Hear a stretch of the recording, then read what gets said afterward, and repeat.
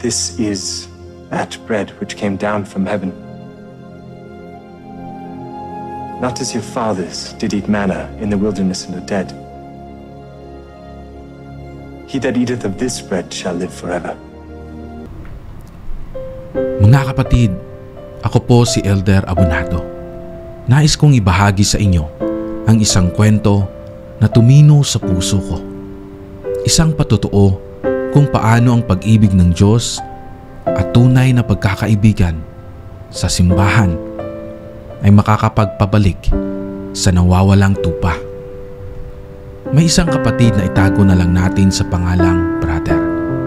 Isa siyang matatag na miyembro. Naglilingkod siya sa kanyang misyon. Naging return missionary. Kinasal sa Philippines Manila Temple at pinagpala ng 2 anak. Ilang taon ang lumipas, puno ng saya at walang sawang paglilingkod sa Diyos. Nakapaglingkod siya sa iba't ibang calling at makikita mo ang kasiyahan sa kanyang mga mata kapag siya ay nasa gawaing banal. Ngunit isang araw, nagbago ang lahat. Bro, narinig mo na? Magtatanggal daw ng mga empleyado sa opisina. Bulong ng kanyang katrabaho. Hindi siguro ako kasama. Marami pa akong tinatrabaho, sagot niya. Pero ilang linggo lang ang lumipas, kasama si Brother sa mga tinanggal. Parang ginuho ang mundo niya. Para bang sabay na rin na nagtanggal siya sa kanyang calling sa simbahan. Dahil sa pagkaka-release sa kanya sa kanyang calling, bigla na lang siyang naging isang ordinaryong membro na walang tungkulin. Ito yung naramdaman ni Brother. Sinubukan nilang buhay sa maliit nilang tiyangge, ngunit hindi sapat para sa pang-araw-araw. Nahihiya siyang humingi ng tulong sa simbahan, kaya tiniis nila ang hirap. Lumipas ang mahigit 1 taon na hindi siya nagsisimba. Isang araw, nagkasakit ang kanilang anak.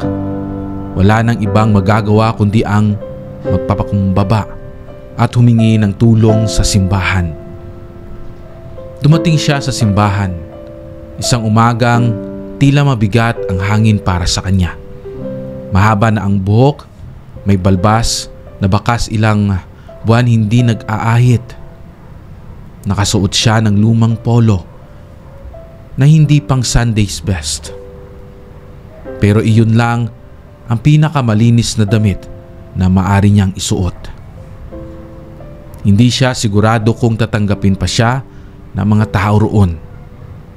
Pero pinilit niyang humakbang papasok. Lumapit siya sa leader. Halos hindi makatingin sa mata dahil sa iya at pagod. Mahinahon siyang nagtanong, "Bishop, pwede po bang makahingi ng tulong?"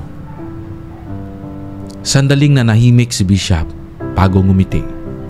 "Oo, tutulungan ka namin," sagot nito. At sa sandaling iyon, umusbong ang munting pag-asa sa kanyang puso.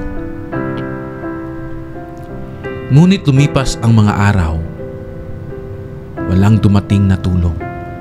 Sa halip, dumating ang mga bulong-bulungan, mga salitang parang maliliit na tinik na unti-unting bumabaon sa kanyang damdamin. Bakit tutulungan pa yan? May kotse naman. Malaking bahay nila eh. Baka hindi naman talaga sila gipit. Masakit. Mas masakit dahil galing iyon sa mga taong minsan ay tinuring niyang kapatid sa pananampalataya. Hindi nila alam na ang kotse ay nakatambak na lang sa garahe dahil wala na silang pambili ng gasolina. Hindi nila alam na ang bahay na sinasabi nilang malaki ay puno ng alaala. Ngunit unti-unti nang nababakbak dahil hindi na sila kayang ipaayos.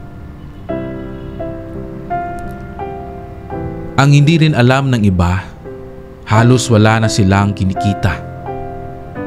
Dumating sa punto na napilitan siyang ibenta ang ilan sa kanilang mga gamit ang TV, ang lumang sofa, kahit ang ilang paborito niyang aklat. Para lang may maipambili ng gamot para sa kanyang anak. Bawat araw ay isang laban at sa awa ng Diyos, gumaling ang bata. Ngunit kahit gumaling ang anak, may sugat na naiwan sa kanyang puso. Kaunti na lang at tuluyan na siyang manlalamig sa pananampalataya. Mga gabing hindi siya makatulog, paulit-ulit niyang iniisip, buong buhay ko, naglingkod ako. Hindi ko pinili kung mayaman o mahirap ang tutulungan. Pero sa panahong ito, na ako naman ang nangangailangan, bakit tila wala? Lumipas ang mga taon, umayos ang negosyo nila. Nakanap din siya ng online job. Nabalik ang kaunting ginhawa sa buhay. Pero sa kabila ng lahat, may isang bagay na hindi pa rin naibabalik. Ang init ng kanyang relasyon sa simbahan. Alam niyang kailangan niyang bumalik. Ramdam niya sa tuwing nagdarasal siya na tinatawag siya pabalik. Ngunit sa tuwing maaalala niya ang nangyari, parang may mga malalamig sa kanyang mga kamay na umahawak sa kanyang puso. Hinahatak siya papalayo. Hindi galit ang Diyos sa kanya, pero hirap siyang patawarin ang mga taong hindi nakakita ng kanyang tunay na pinagdadaanan. Kaya pinili niyang umiwas. Kahit pa, alam niyang doon lang niya matatagpuan ang ganap na kapayapaan. Isang Sabado nagkaroon sila ng family outing. Nasiraan ang sasakyan. Ilang sasakyan ang dumaan pero walang tumulong. Hanggang sa isang tricycle na may sakay na mag-anak na nakapang Sunday's attire ang huminto. "Sir, kailangan niyo po ba ng tulong?" Tanong ng tatay na nagmamaneho. Laking kulat ni brother nang maayos ng lalaki ang sasakyan niya. Napag-alaman niyang mga membro rin sila ng simbahan, pero mula sa isang maliit na branch sa bundok. Nagpasalamat si brother at mula noon naging magkaibigan sila. Madalas silang nag-uusap, mamasyal sa palayan at magbahagi ng mga patotoo. Sabi ni brother sa sarili, tunay nga na mahal ako ng Diyos at may mga tao pa ring busilak ang puso. Isang taon pa ang lumipas bago tuluyang bumalik si brother sa simbahan. Nang tumayo siya sa pulpito, nakangiti siyang nagsabi, "Mga kapatid, pinatawad ko na kayo."